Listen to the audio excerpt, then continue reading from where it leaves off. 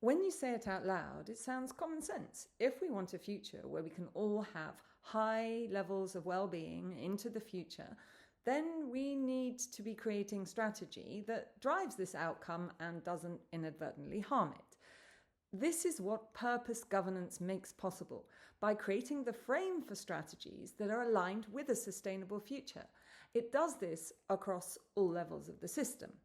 At the macro level, in a Logic 3 purpose-driven governance system, we move from a GDP economy focused on financial income to a well-being economy where winning policies, strategies, are those that maximize long-term well-being for all within parameters that we know are going to protect long-term well-being for all. And governments are overseen and held accountable for how well their strategies deliver this, with GDP being relegated to just one potentially useful indicator. At the meso-organizational level, and that does include governments as organizations, we move from profit-maximizing, self-focused organizations to organizations that are governed to make their best strategic, optimal contribution to long-term well-being for all, while not harming this. Because it makes no sense to, on the one hand, drive good and on the other hand, harm it. But that requires governance.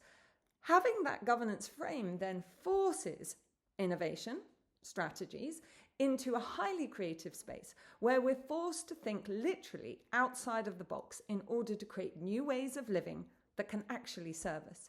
And at the micro individual and leadership level, we move from focusing on the money we earn or motivating others for that to focusing on what brings us personal and collective well-being, with money being just one of many carefully used resources that we use to enable that well-being.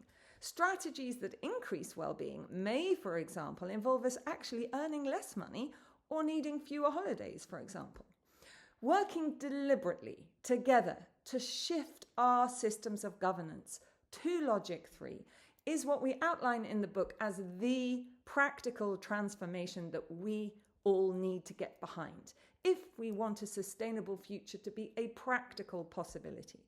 And in the next videos, I'm going to be highlighting insights covering all aspects of this multi-layered shift, building on the previous videos and taking different aspects and addressing any questions that you pose for me.